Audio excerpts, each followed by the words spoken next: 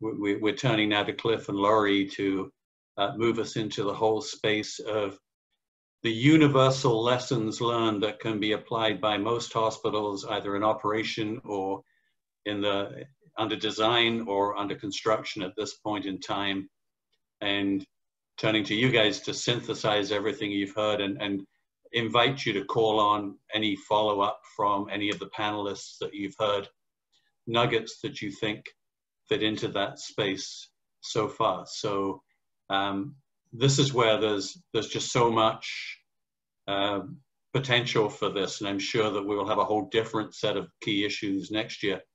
But lessons learned around, we've heard a lot about energy targets. We've heard a lot about the top performers have these low carbon central plants, very innovative, advanced central plants. Maybe if it fits in, one of you could kind of ask Eddie about this interface with existing facilities. William Osler has at least one of everything, and so we're seeing a number of hospitals where they're building a new tower as part of a legacy facility, and there seems to be, we may not get into that this time, but there seems to be some clumsiness around installing a brand new plant in one and not necessarily giving it the benefit of the other. So this interface between the central plants of a new tower built on an existing site, we've heard half a dozen examples of where it doesn't seem to be making sense. I think the 100% outside air, we get asked that a lot, and as you know, the good folks, we have hospitals kind of in Grace. We're always grateful to for making the time for the conversations with JCI as well. Amir coined this term, number 5, designing for efficient operations. So what detailed design improvements can you make that make it easier to run the facility after the fact? And then once again, how does this all fit in with the performance agreement, and how does all of that align with high performance? What gets in the way, but what really helps? Clearly, this is a successful program to date, and so we want to build on that success. There's nothing that's not working here. So maybe if I could, Cliff, can we start with you from everything you've heard so far and pick any of these or relate them any which way? Where are you seeing the key lessons learned in the story so far, and areas they can be useful, again, to operational hospitals and to the ones coming along the line? Okay, thank you. Thank you for allowing me to participate. And actually, I might just even throw this back at Laurie right away, because the very first one I think is key, understanding what your energy targets are. Because only then do you know where you're actually going. Then you actually have to know how to operate it, and then you know what you actually need to put in the operation plan. And on top of that, I think if you actually look at your high performance energy targets, you're not just talking about day of opening. I think one of the lessons learned that I've heard right through this whole presentation and through discussions with hospitals is that it's an ongoing process. The work that you've showed at the beginning, the discussions about how to turn the lower numbers into the higher numbers is not something that you can build into a PA right now, or at least the PA doesn't have it built into it. So do we have the opportunity there to talk and negotiate what it actually means to operate a hospital? I think, you know, one of the things, and Amir made a reference to it, is that St. Catherine's was the first one out of the gate. And there's a certain belief that these projects were about building a hospital for 30 years, and it was going to be operated exactly the same as 30 years. So I think Lauren talked about the fact is like for like. Well, I don't want a 2026 plant in my 2063 new hospital, or my hospital when it's turned over. You know, it's literally like getting your car 30 years later when you have the technology. So I think what it really means is that for anybody planning a hospital, how do you figure out what your energy targets are? And this is where I wanted to kind of throw it back to Laurie, because Laurie and Humbers set those targets and had to do reporting, had to prove to, I think, Infrastructure Ontario, just as we do, that those are achievable. We need to go for it. But then I'll also put it the second part to the group, which is once you have those targets, what's the next set of targets you should be looking for in the next 30 years after it? And I'll say the way we approached it was that we actually went out with an RFP and did an environmental report that actually started to put in place what those targets could be and how we would achieve them. And I would also throw in a caveat here.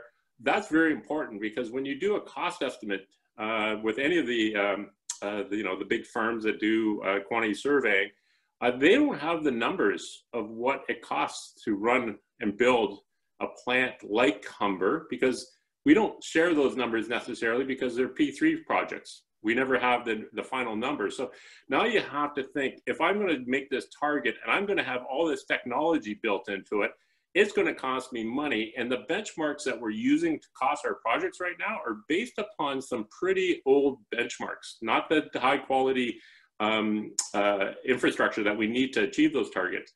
So therefore, I would argue, as a lessons learned, we need to cost manage these projects more effectively. And a design report starts at, maybe I'll throw it over to Lori, because I'd like to hear more about how they set their targets and how they achieved them through that process, because they basically broke the ground for us to be able to do this. So Lori, do you want to sort of pick it up there?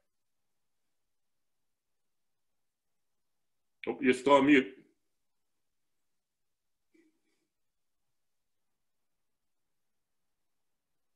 Appreciate that, and thanks for letting me participate here.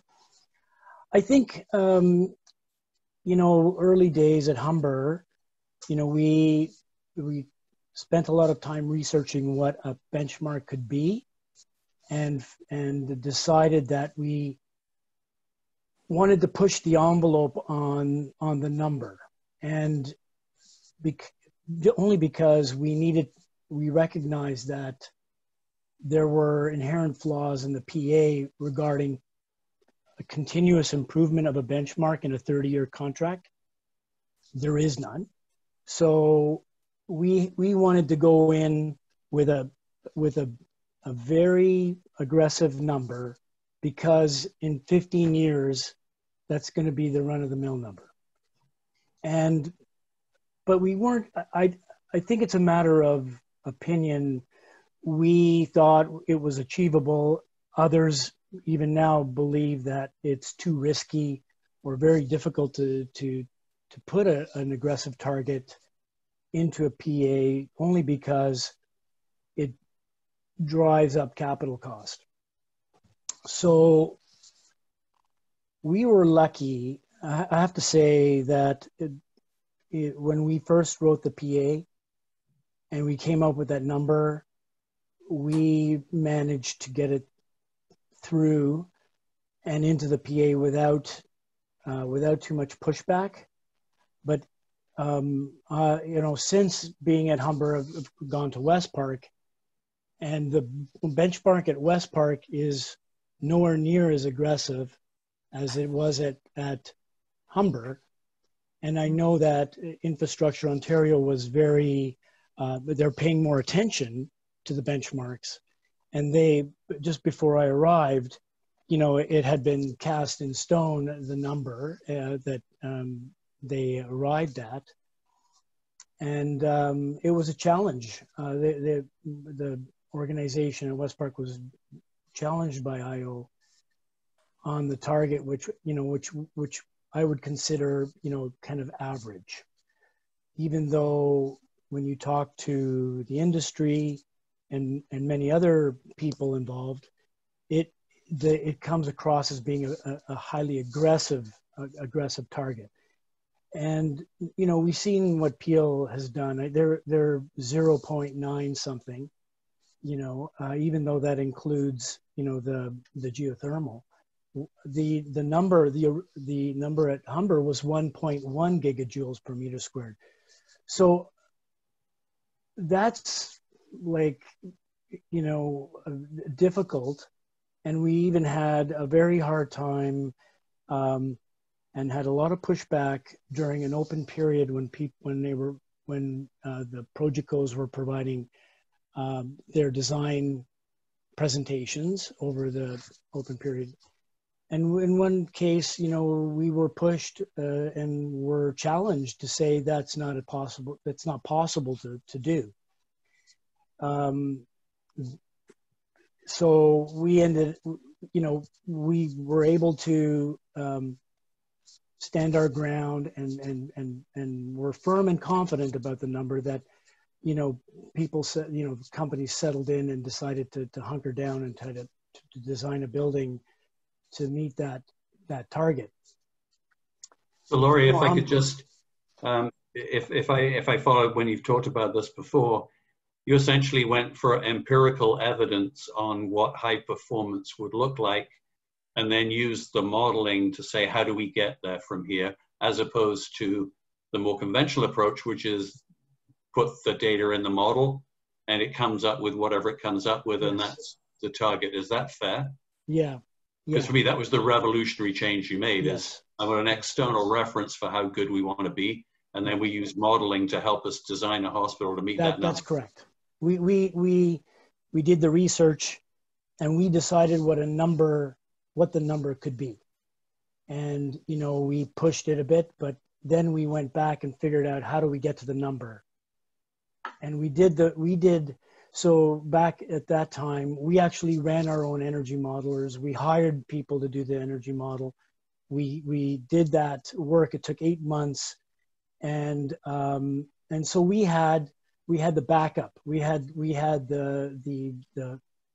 a plan in order to prove our point, which was an important thing, because we ended up recognizing we would be pushing the envelope. We were going to be challenged. You know, having said that, and I've spoke about this before, that even our internal team and our consultants didn't believe we could do it. Ironically enough, we had even internal difficulties convincing, you know, some of the people who are working for us to make it work. And I'm not sure why that was, whether they've just bought into a certain idea about what could be done from an engineering standpoint, and or whether they just accepted the fact that it was way too expensive or too difficult or too much effort. And let me turn to Amandeep briefly. Do we have any questions that fit into this section from the floor? Not right now, but I have one question which we probably going to tackle towards the end. Okay, and then could I go back to Eddie? Again, this issue of the interfacing, you know, South Niagara, a nice greenfield site, but where you have an existing hospital like Etobicoke General and you put a new tower onto it, what special challenges are there, and is there anything that supports making the integrated hospital as efficient as possible? Because we're seeing the opposite in a number of different situations. A lot of interface meetings, an understanding of kind of what the new system is going to, how it's going to impact the existing one. We've had issues with the central plants, you know, as part of our demand management kind of strategy, where before we were able to shut down chillers and play around with our settings to reduce our load. It's caused adverse effects on the other hospital. So, you know, it's these conversations in the utility subcommittee meetings, trying to really understand kind of what is happening, and then working through a solution based on those findings. Okay, that's helpful. And could I maybe kind of flip across to actually to anybody, but Amir first, because you coined this number 5 there. What design improvements would you like to have seen, and probably little details at St. Catharines, that would have made it easier to run the facilities efficiently on an ongoing basis? Are there specific design details? And I'll make that question to everybody that people could be incorporating right now that's going to make life easier downstream. You know, one of the main things that I always find missing is the sub-metering to a certain logical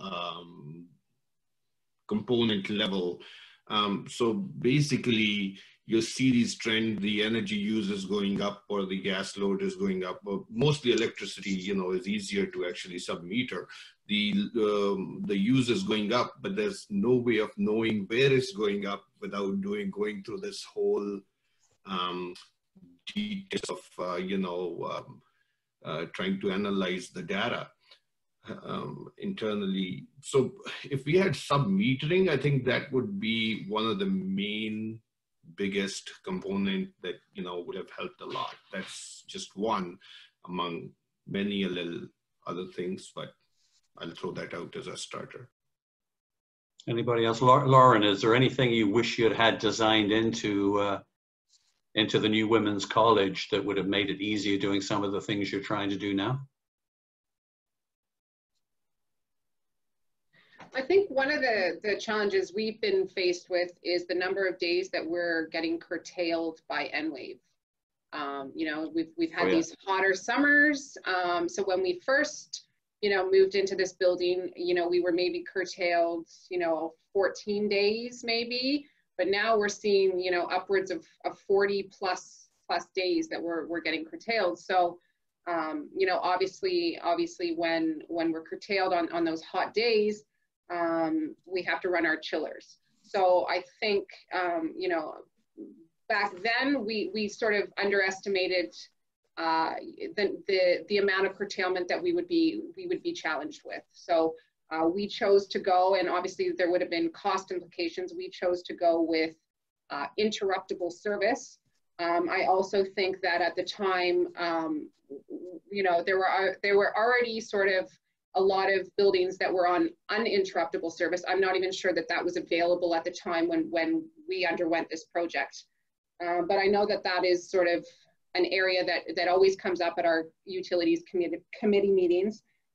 One thing we have implemented recently, which we would hope to see savings for 2020, we've implemented some setting changes on our BAS so that we can roll over to the chillers automatically. So before, if we were curtailed 8 hours, we probably would have to run our chillers closer to 12 hours because FM would have to turn it over manually ahead of time. But now we've done some programming, and we did trials all this summer. And we've gotten to the point where we're comfortable now with this new setting changes. So actually, I think that is, yeah. Pardon me? Go ahead, yeah. No, I was just going to say, I think that is definitely an area where, you know, we're sort of stuck with. We've had conversations with N-Wave about the possibility of switching to uninterruptible service, but the cost, we can't justify that at this time. I think it might be an interesting area for next year to be looking into, like the increasing complexity of utility contracts as carbon pricing starts coming in more, and as the province, you know, responding to, you know, we are going to have demand or capacity limitations during the summer months. What kind of flexibility you can build into the plants and systems to allow you to respond to the different ways that we're going to have to buy utilities going forward. One last one I wanted to pick up in this section. Cliff, you've been investigating, and maybe Amir will pick up on this too. You've been investigating the pros and cons of 100% outside air. And once again, thanks to JCI and Humber River for sharing all they know with you guys. Where's your head at with that right now? What's South Niagara looking at? What have you heard on the pros and cons? So from my perspective, it's a no-brainer, especially in this world of COVID, that we should be going to 100%. We know it's fully achievable through the work that Humber's done. But we're running in the same roadblocks that Lori had, which is, you know, it's more of the fact is that it's not advisable. It costs more money. It does this. It does that. It does. And I think one of the fundamental lessons is that everything we're talking about has to be a strategic goal in your project, meaning that you have to do the work ahead of time and set your goals and then work towards those. Because if we set energy targets, we don't set energy targets through the design phase. We should be doing it at the planning phase. If we want 100% outdoor air, we should be doing it at the planning phase, not the design phase. And my last one, I'm going to add into number 5, designing for energy efficiency operations. And I'll shout out to IO. I know they're on this call. They're changing the way they process stuff, including bringing on the FM advisors sooner. I would have liked to seen it even sooner in the process, almost at the same time that the PDC comes on board. Because why are we, and this is a fundamental change in the way we should be going forward. They're a fundamental part of the DBFM process. They're not an add-on, which I would argue back in St. Catherine's Day, they were an add-on. They came in, they gave you the same FM output specifications that they've written for other hospitals, and then you were expected to implement them with no design, no future projections. Having them in is key to our success, and I would argue that, again, Infrastructure Ontario has been great about having now asset managers come and work with us to develop our overall FM plan. And the last thing I'll add in there is that, from my perspective, the FM advisors need to step forward in the open period during the design build finance. They need to be part of the design process that we're negotiating. We need to see them at the table, because I've heard this, and this is a lesson learned from right across Canada, is that a lot of these projects, they show up late to the game, and they don't know how to operate their facility, and they're challenged. They're probably the people challenging Project Co that we can't do it without thinking how they do it. So I would argue FM has to be part of the entire process to get that efficiency. That is actually a great closing thought for this. Again, we could do this for another hour, and I know everybody would get a lot out of it, but the time is what it is. That notion of integration, you know, I was chairing the Canada Green Building Council when we brought LEED into Canada. The biggest innovation in the design process that came out of LEED was the whole idea of integrated design. You know, we went to the next level of environmental performance by integrating. And this idea of integrated building performance, making sure that FM, that all the players are at the table early enough that they can have a difference. If there's one core theme to everything that we're hearing along these lines, it's that we've just got to bring, like Lauren was talking about, bringing the hospital departments together with FM, together with management, and getting good things happen you couldn't happen otherwise. So maybe that's the theme for this year and next year, is the idea of integration. That's where we're heading with this. Once again, let me kind of record our thanks to all the panelists. Again, thank you for taking the time to do this. We've, as always, learned a ton, and these thoughts will find their way into the proceedings. If, again, conscious of the time, let me just remind people, for Greening Healthcare, the rest of 2020 touched on the fact that we're working on case studies for these new hospitals that will give you some technical detail that you can build in to help make things better. We've got the October 27th webinar, which is around heating plant best practices. So looking forward to seeing people there. The thermal wheel optimization is an important theme. And we'll again be talking to Humber River about that, where they have more enthalpy wheels, we think, than anybody.